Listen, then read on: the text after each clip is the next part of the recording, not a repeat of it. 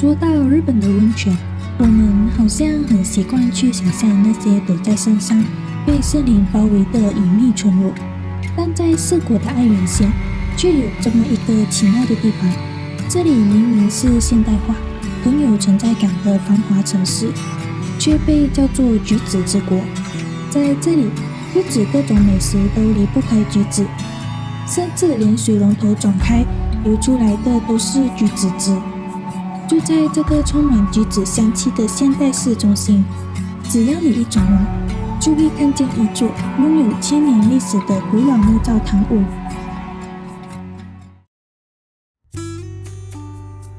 Hello， 大家好，欢迎收看米塔世界。今天我们来到了爱媛县松山市的一座古老温泉街道后。这里最有名的就是拥有1000年历史的道后温泉，以及本身就充满怀旧气息的街道。我们的起点从道后温泉车站开始，这座车站长得很可爱，带着一点复古的西洋风情，像是一栋精致的历史微缩模型。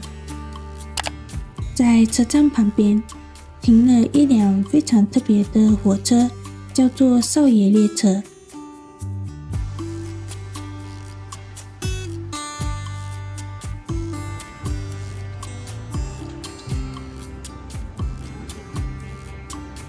这辆看起来像玩具一样的蒸汽火车，其实是松山市的象征。灵感来自日本文学家夏目漱石的小说《少爷》。列车会在特定的时间行驶，连接松山市区与道后温泉。看着它在轨道上慢慢行驶，真的会有一种自己不小心跌进明治时代故事里的错觉。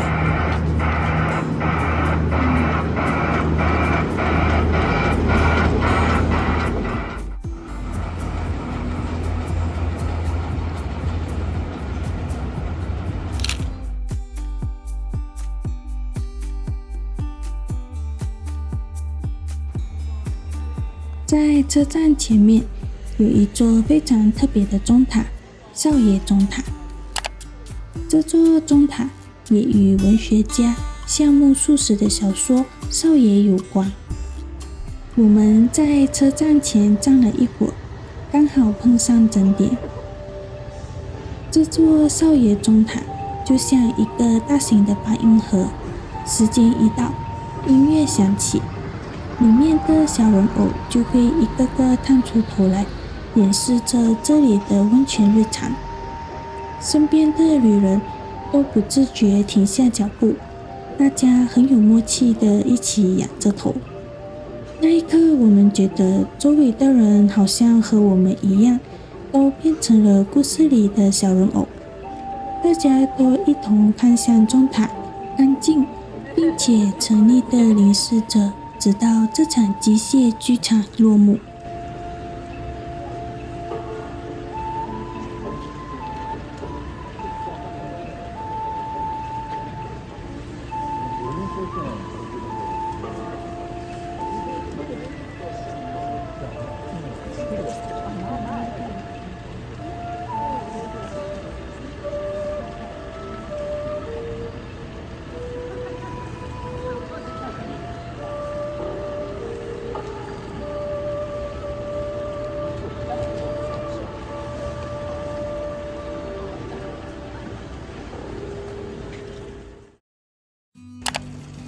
钟塔旁是放生源足堂，这里的泉水直接引流至温泉源头，而且是免费的。走累了，随时可以在这里坐下来泡一泡脚。顺着道后商店街慢慢往里面走，这条街连接了车站与温泉本馆。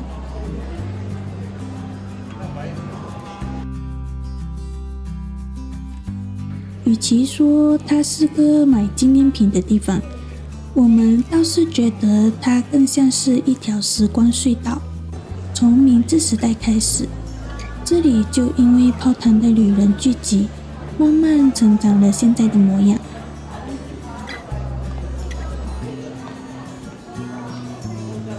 一路上有飘着香气的和果子店，精致的手工艺品，把历史和现代的日常点缀得刚刚好。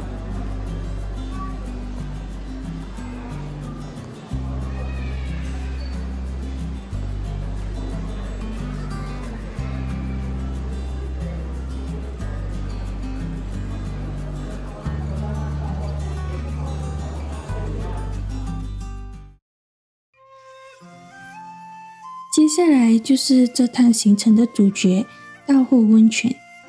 这里最棒的是，它在步行距离内就提供了3间个性完全不同的公共浴场。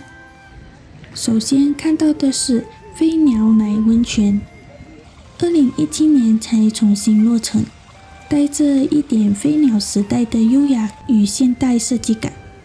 门口还定时会有漂亮的喷水表演。而走过旁边的春之汤，你会看到很多提着挂喜篮的在地居民，不间断的进进出出，非常有生活感。最后就是这栋最具代表的稻后温泉本馆。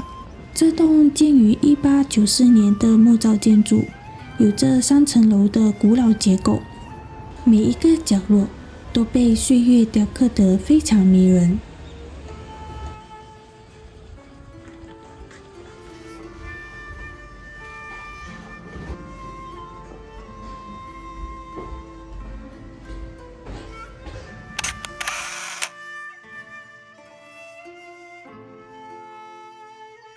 如果想看清稻后温泉本馆的全貌，可以像我们一样，顺着旁边的小坡走到空知散步道，这里也贴心的设有竹汤。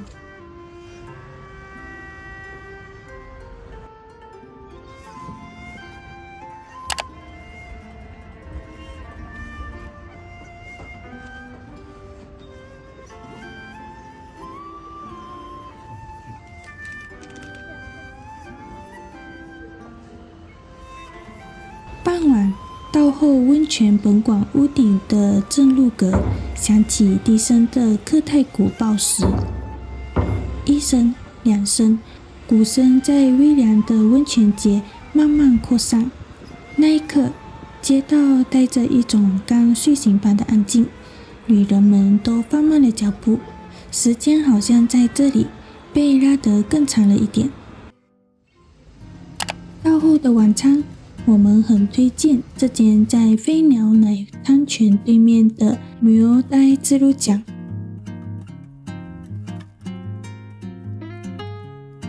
这里卖的是爱媛特有的伊予乌龙面，和大家熟知的赞岐乌龙面不大一样。比起扎实的嚼劲，伊予乌龙面的口感更偏向柔滑与软绵，搭配带着微甜的高汤，热腾腾的喝下一口，真的有一种被彻底疗愈的感觉。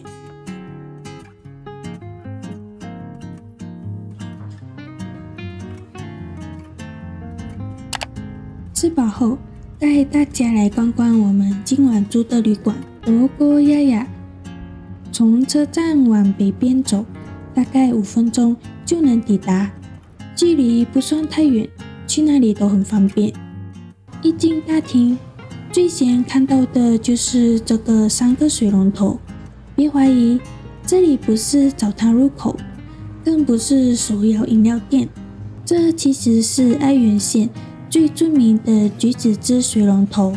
大家都知道爱媛是日本的橘子之国，但最厉害的特色就是可以直接从水龙头流出橘子汁来喝。当然，在刚刚逛的稻后温泉街或爱媛的其他地方也可以找到类似的橘子水龙头。唯一不同的是，这间旅馆的橘子水龙头只限房客使用，而且还是免费无限畅饮。据说橘子的品种还会根据季节不同而有所变动，真的让人开始期待下一次来又会喝到什么不同的口味呢？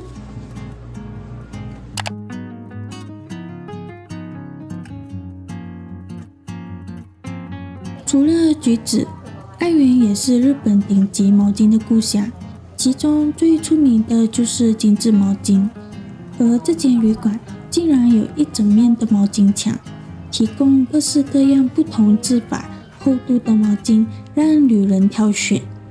你可以依据自己喜欢的触感，挑一条最柔软的带去房间沐浴，或者带去稻后温泉泡汤使用。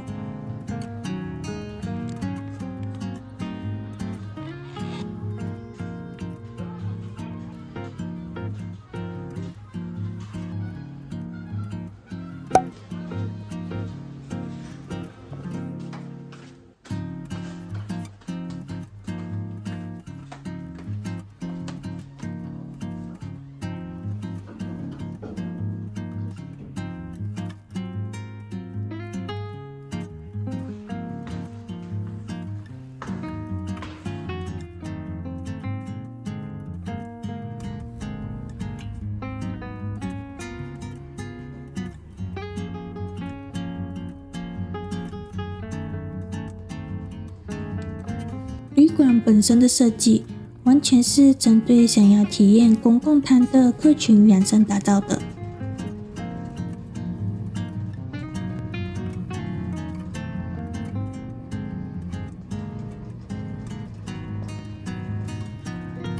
房间内普遍只有淋浴间，没有浴缸。这么一来，你就能带着最舒适的毛巾，自然地走向温泉街，去体验最传统的公共温泉文化。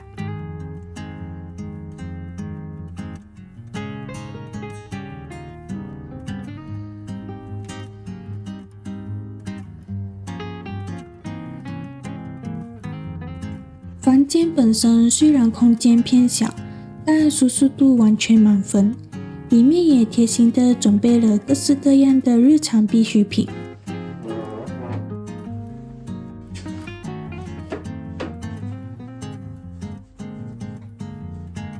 如果你打算去泡汤，旅馆也有贩卖各个温泉馆的入汤票，直接在柜台购买非常方便。而他们家的早餐也算是把爱媛县的特产发挥到淋漓尽致了。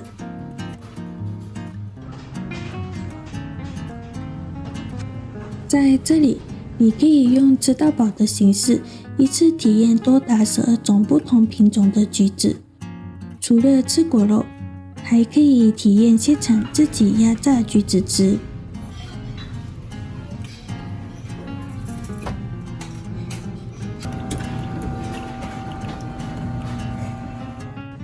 自助区还有沙拉、甜点和面包可以无限取用，而熟食部分则需要扫描桌上的 QR code， 用手机点餐。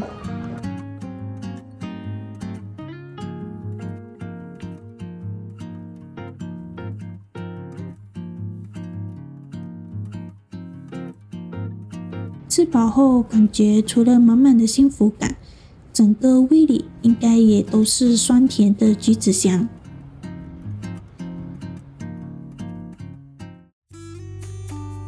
走过复古的车站，听过整点的钟声，最后在微凉的夜里喝下一口热腾腾的高汤，这一天的散步也来到了尾声。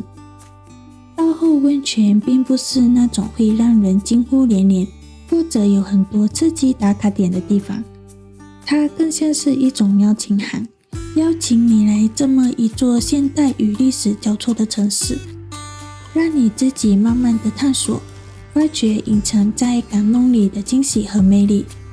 比如说，用耳朵去听听太鼓的鼓声，或者用双脚去感受泉水的温度。如果你刚好也跟我们一样喜欢吃橘子，那真的更不应该错过这个地方。感谢你看到最后，如果喜欢这种沉浸式的旅人视角，欢迎订阅我们的频道，陪我们一起看世界。我们下一个风景见。